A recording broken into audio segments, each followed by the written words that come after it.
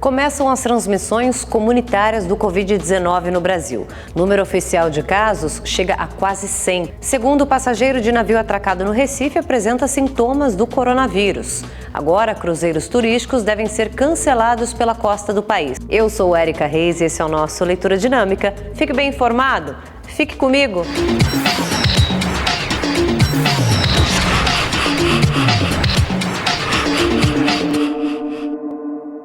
Olá, boa noite. O presidente Jair Bolsonaro deve ser submetido a um novo teste para a detecção do Covid-19. Essa recomendação teria sido feita pelo ministro da Saúde, Luiz Henrique Mandetta, e nesta sexta, um primeiro exame apontou que Bolsonaro não está infectado. O presidente Jair Bolsonaro passou a manhã no Palácio da Alvorada e foi de lá que ele mesmo anunciou pelas redes sociais que o resultado do exame deu negativo para o coronavírus. Depois do comunicado, Jair Bolsonaro deixou o Palácio da Alvorada. Antes de seguir para o Palácio do Planalto, o presidente parou para conversar com apoiadores. Diferente de outras oportunidades, ele manteve distância e não pegou na mão das pessoas. Bolsonaro agradeceu o apoio recebido. Além dele, o ministro do Gabinete de Segurança Institucional, general Augusto Heleno, e o deputado federal Eduardo Bolsonaro também testaram negativo para a doença. Os exames foram feitos depois que o secretário de Comunicação, Fábio Weingarten, foi diagnosticado com a Covid-19.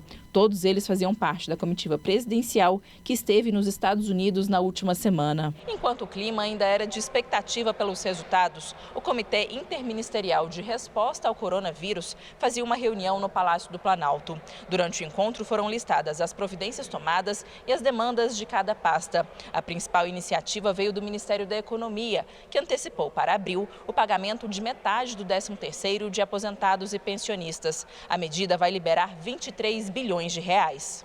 Além disso, foi suspensa por 120 dias a obrigatoriedade da prova de vida dos beneficiários do INSS. O Ministério ainda isentará de impostos os produtos hospitalares importados e dará preferência a eles durante o processo de entrada no país.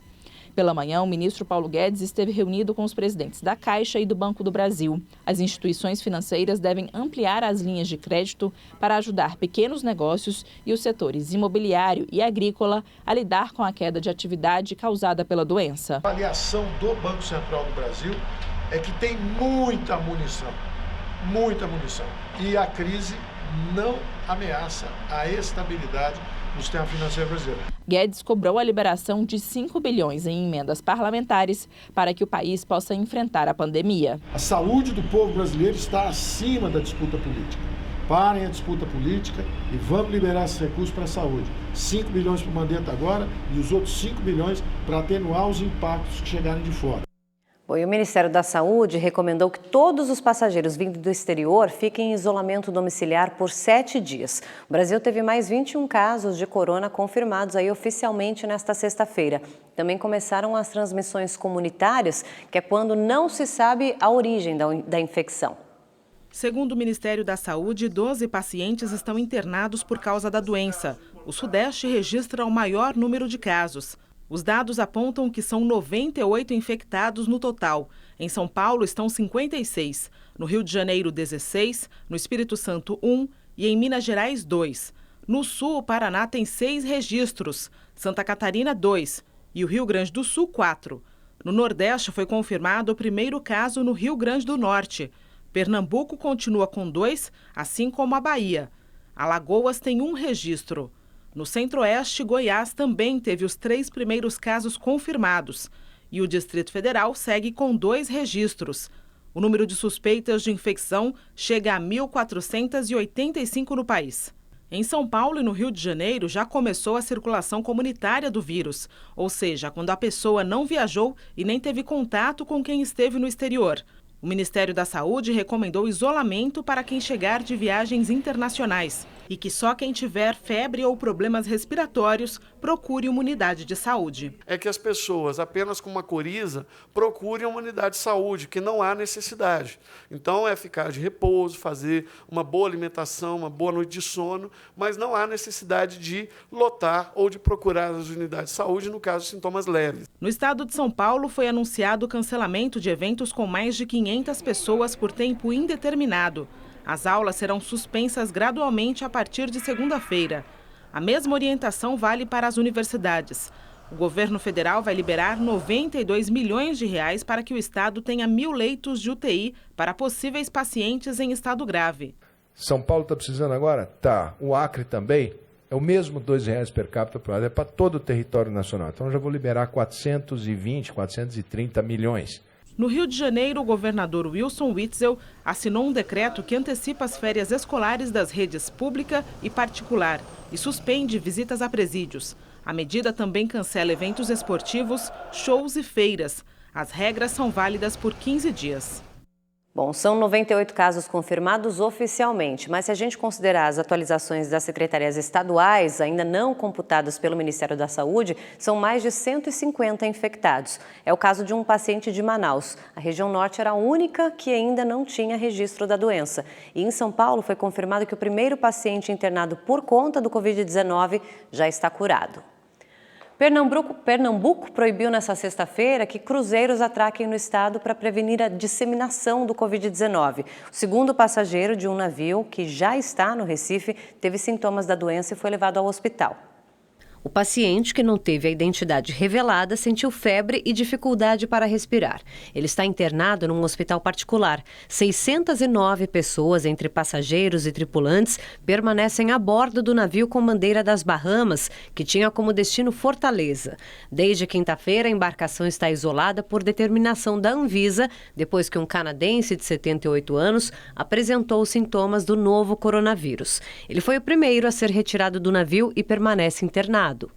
A Organização Mundial da Saúde divulgou há pouco um novo balanço do Covid-19. Os dados apontam que mais de 136 mil pessoas estão infectadas em 123 países. A doença já causou mais de 5 mil mortes. E na França, só nesta sexta-feira, surgiram 800 casos. Na Itália, subiu para 15 mil o número total de diagnósticos. A Europa é o novo epicentro, então, da pandemia. E agora à noite, o Uruguai anunciou o fechamento parcial das fronteiras depois de confirmar os 4 primeiros casos no país. A Turquia suspendeu voos para 9 países da Europa. E o principal índice da Bolsa de Valores fechou em forte alta e recuperou parte da perda histórica que foi registrada na quinta-feira. O Ibovespa subiu 13,91%, o dólar fechou em alta e renovou o recorde. A moeda americana, então, fechou em R$ 4,81. Além do Covid-19, o sarampo é alvo de preocupação aqui no Brasil. De acordo com o Ministério da Saúde, a campanha que encerrou nesta sexta-feira em todo o país vacinou apenas 1% do público-alvo. Foram 28 mil crianças e jovens com idades entre 5 e 19 anos. Número bem longe da meta do governo, que era imunizar 3 milhões. O estado de São Paulo é o mais afetado. Desde o começo desse ano, são 280 casos confirmados e uma morte. Subiu para 9 o número de mortes suspeitas por intoxicação pela cerveja Belo Horizontina. A investigação incluiu entre as vítimas 4 pessoas que apresentaram sintomas de contaminação pelo dietilenoglicol. 2 delas morreram em abril e agosto do ano passado. Agora são 42 casos suspeitos. Também nesta sexta-feira, a fábrica da Baker, em Belo Horizonte, passou por uma nova perícia. E 2 credores que tinham investimentos na cervejaria entraram na justiça com um pedido de falência da Baker. Em nota, a empresa afirmou que está focada no suporte imediato ao tratamento médico das vítimas. O massacre na Escola Estadual Raul Brasil, em Suzano, na Grande São Paulo, completa 1 ano. Na tragédia, 10 pessoas foram mortas, incluindo os assassinos. As famílias das vítimas ainda sofrem muito com os efeitos da tragédia. Guilherme Monteiro, de 17 anos, e Luiz Henrique de Castro, de 25, 2 ex-alunos, invadem o colégio e matam 5 estudantes e 2 funcionárias. O crime aconteceu no dia 13 de março de 2019. 600 alunos e 40 funcionários estavam no local no momento do massacre. Minutos antes, a dupla já tinha feito a primeira vítima. Jorge Antônio Moraes, tio de Guilherme, foi morto dentro do estacionamento do qual era dono. Ao todo, eles mataram 8 pessoas. Hillary, que aparece na imagem lutando contra um dos atiradores, é uma das sobreviventes. Ele tinha largado o machado dele no chão para arrumar a bota, a calça, alguma coisa assim. Foi bem nesse momento que eu cheguei. Em seguida, a estudante ainda conseguiu abrir um dos portões, ajudando na fuga dos colegas. Depois dos momentos de terror que passou, Hillary mudou de escola. Escolha feita também pelo José Vitor, outro sobrevivente, filho da dona Sandra. O jovem foi atingido por um machado no ombro e precisou passar por cirurgia. A mãe dele lembra de cada momento daquele dia. Quando chegou que eu avistei o muro da escola Raul Brasil, eu vi aquele tumulto de ambulância, de polícia, helicóptero sobrevoando, muita gente na rua. Eu imaginava naquele tudo que meu filho tinha morrido. O policial militar Eduardo, que estava de folga no momento do ataque, passava pelo local e ouviu os disparos. Os alunos corriam, né, passavam de um banheiro para o outro. Muitos não entendiam o que estava acontecendo, não entendiam que eu estava ali contendo. E nesse momento de contenção, o Guilherme não falou nada. O momento que eu lembro assim foi um silêncio absoluto. Depois disso, o reforço policial chegou.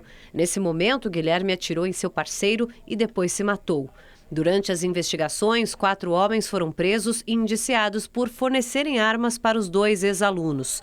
Os réus ganharam a liberdade depois que o juiz decidiu não levá-los a júri popular. O Ministério Público vai recorrer da decisão. Segundo as investigações, um menor teria sido um dos mentores do crime. Ele foi apreendido e está numa unidade da Fundação Casa, na capital. Atualmente, os alunos assistem às aulas em uma universidade parceira. Isso porque a Escola Estadual Raul Brasil passa por reformas desde outubro do ano passado. O colégio será reinaugurado em abril. Nesta sexta-feira, os alunos voltaram ao lugar para lembrar a data. O ato foi marcado por muita emoção. Seu pai.